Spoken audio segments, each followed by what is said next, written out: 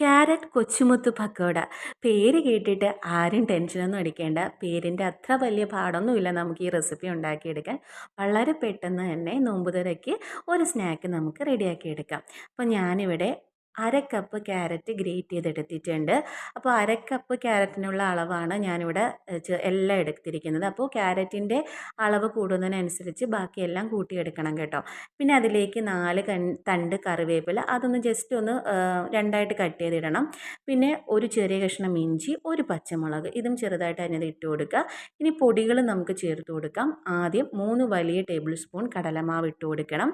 കടലമാവ് എത്രയാണോ എടുക്കുന്നത് അതിൻ്റെ നേർ പകുതി അരിപ്പൊടിയും കൂടി ഇട്ട് കൊടുക്കുക. 1.5 ടേബിൾ സ്പൂൺ അരിപ്പൊടി, 1/4 ടീസ്പൂൺ മഞ്ഞൾപ്പൊടി, 1/4 ടീസ്പൂൺ മുളക് പൊടി, 1/4 ടീസ്പൂൺ ഉപ്പ്, 1/2 ടീസ്പൂൺ കുരുമുളക് പൊടി കേട്ടോ.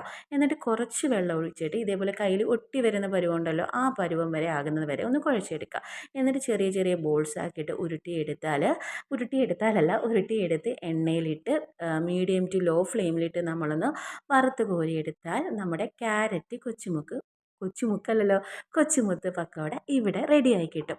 അപ്പോൾ മീഡിയം ടു ലോ ഫ്ലെയിമിലിട്ട് തന്നെ വറുത്ത് കോരാൻ നിങ്ങൾ ശ്രദ്ധിക്കണം. ഹൈ ഫ്ലെയിമിലിട്ട് വറുത്ത് കോരുകയാണെങ്കിൽ ഉള്ളൊന്നും വെന്ത് വരില്ല. അപ്പോൾ ഇത് ഏറ്റവും കൂടുതൽ ടേസ്റ്റ് നല്ല തേങ്ങാ ചമ്മന്തിയുടെ കഴിക്കാനാണ്. ഇനി അത് ഇഷ്ടമില്ലാത്തവർക്ക് എന്നെപ്പോലെ ഈ ടൊമാറ്റോ സോസിൻ്റെ കൂടെ കഴിക്കാവുന്നതാണ്. അപ്പോൾ എല്ലാവർക്കും ഇഷ്ടപ്പെടും. വളരെ സിമ്പിളായിട്ട് വളരെ പെട്ടെന്ന് തന്നെ നമുക്ക് വീട്ടിലുണ്ടാക്കിയെടുക്കാൻ പറ്റും. വീട്ടിലുള്ള കുറച്ച് സാധനങ്ങൾ വെച്ചാണ് നമ്മൾ ഈ കൊച്ചുമുത്ത് പക്കോട തയ്യാറാക്കിയിരിക്കുന്നത്. അപ്പോൾ എല്ലാവരും നോമ്പ് തുറയ്ക്ക് ഈ ഒരു ഡിഷ് തീർച്ചയായിട്ടും പരീക്ഷിച്ച് നോക്കണം. വീഡിയോ ഇഷ്ടപ്പെട്ട് കഴിഞ്ഞാൽ ലൈക്ക്, ഷെയർ ആൻഡ് സബ്സ്ക്രൈബ്.